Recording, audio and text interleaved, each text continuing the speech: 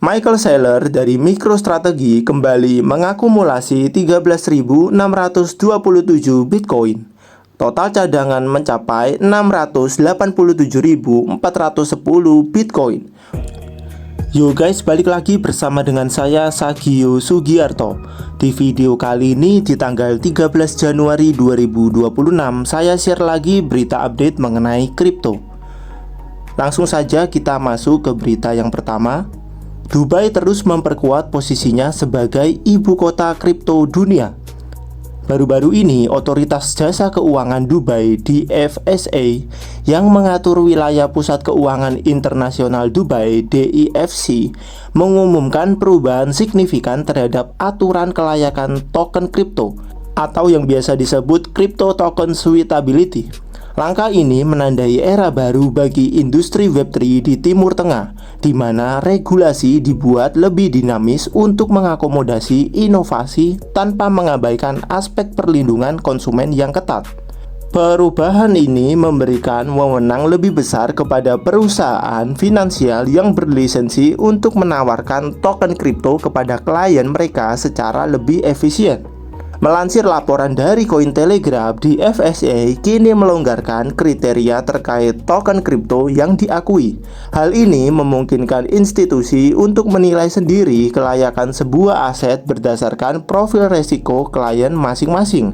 Pembaruan aturan kelayakan token mencakup penyederhanaan proses pelaporan bagi penyedia layanan aset virtual (VASP).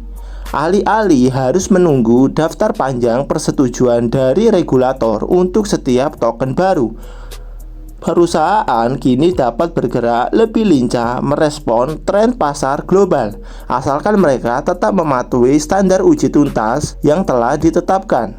Langkah strategis ini diprediksi akan memperkuat posisi Dubai sebagai magnet bagi perusahaan kripto papan atas. Menurut analisis regulasi yang ada, pendekatan Dubai yang adaptif seringkali menjadi tolak ukur bagi negara lain dalam menyusun kebijakan aset digital. Dengan diterapkannya aturan kelayakan token yang baru, DIFC berharap dapat menarik aliran modal institusional yang lebih besar. Mengingat kepastian hukum adalah faktor utama yang dicari oleh pengelola dana global saat ini. Untuk detailnya, kalian bisa baca sendiri di sini. Kemudian kita lanjut ke berita yang kedua. Michael Saylor dari MicroStrategy kembali mengakumulasi 13.627 Bitcoin. Total cadangan mencapai 687.410 Bitcoin. Untuk detailnya kalian bisa lihat sendiri di sini. Kemudian kita lanjut ke berita yang ketiga. Bitmain kembali mengalokasikan 263.712 Ethereum ke dalam mekanisme Proof of Stake. Untuk detailnya kalian bisa lihat sendiri di sini. Ya, kemudian kita lanjut ke berita yang keempat. Raksasa manajemen aset global VanEck merilis laporan yang mengguncang pasar kripto mengenai prediksi harga Bitcoin yang sangat ambisius. Dalam skenario terbaiknya, mereka memproyeksikan bahwa harga Bitcoin bisa tembus hingga fantastis 2,9 juta dolar per koin pada tahun 2050. Angka ini bukan sekedar spekulatif, melainkan hasil analisis terhadap pergeseran besar-besaran dalam sistem keuangan global di mana kepercayaan terhadap mata uang fiat mulai memudar. Menurut laporan yang dilansir dari Decrypt, alasan fundamental di balik kenaikan ini adalah potensi Bitcoin untuk menjadi aset cadangan internasional utama. VanEck berpendapat bahwa bank sentral di seluruh dunia akan mulai mengalihkan cadangan mereka ke Bitcoin karena sifatnya yang netral dan langka. VanEck memproyeksikan skenario di mana Bitcoin dapat mencakup hingga 2,5% dari neraca bank sentral di seluruh dunia pada tahun 2050. Jika hal ini terjadi, permintaan yang luar biasa besar terhadap pasokan Bitcoin yang terbatas akan mendorong harga Bitcoin bisa tembus ke level yang belum pernah terbayangkan sebelumnya. Keberhasilan target harga jutaan dolar tidak hanya bergantung pada narasi emas digital, tetapi juga pada skalabilitas jaringan. Laporan dari Van Eck menekankan bahwa solusi layer 2 sangat krusial agar Bitcoin bisa digunakan sebagai sistem pembayaran global yang efisien. Tanpa infrastruktur L2 yang matang, Bitcoin mungkin hanya akan menjadi aset statis. Meskipun angka jutaan dolar terdengar sangat jauh dari kenyataan saat ini, sejarah Bitcoin telah membuktikan kemampuannya melampaui berbagai ekspektasi. Prediksi harga Bitcoin bisa tembus 2,9 juta dolar bisa memberikan perspektif penting mengenai nilai kelangkaan digital absolut di tengah ketidakpastian ekonomi makro yang terus berlanjut hingga saat ini. Kemudian kita lanjut ke berita yang terakhir. Larry Fink dari BlackRock melakukan penyetoran sebesar 3.743 Bitcoin ke bursa Coinbase Prime. Untuk detailnya kalian bisa lihat di bawah sini. Totalnya 3.743 Bitcoin. Ya, kemudian saya share sedikit mengenai data likuidasi dalam 24 jam terakhir. Kurang lebih ada sebanyak 100.793 trader yang dilikuidasi.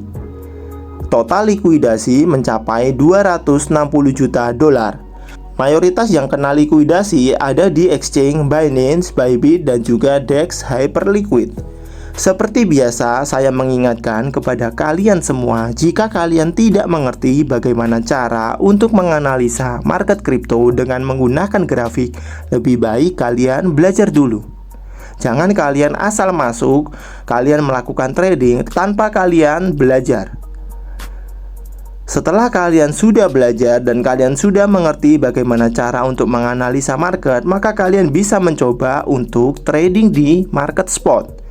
Setelah kalian sudah sering cuan dari market spot, maka kalian baru boleh mencoba untuk trading di market futures.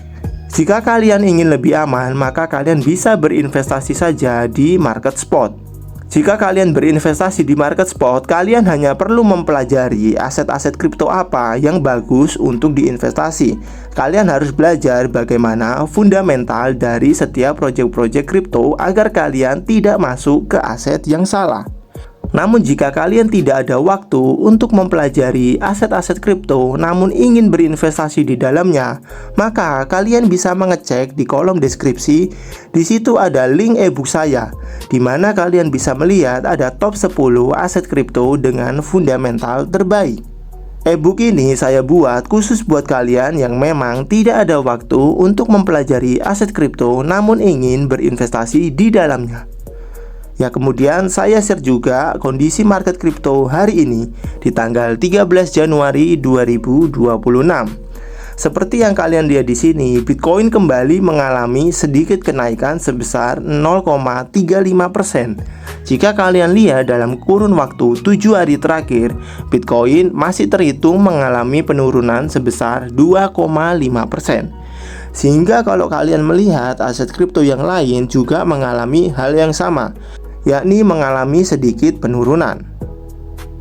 Ya, inilah kondisi market kripto di tanggal 13 Januari 2026. Besok di tanggal 14 Januari 2026 saya akan update lagi kondisi market kripto dan juga berita update mengenai kripto. Jika video ini bermanfaat buat kalian, kalian bisa share video ini. Saya Sagio Sugiarto pamit. See you in the next video and God bless.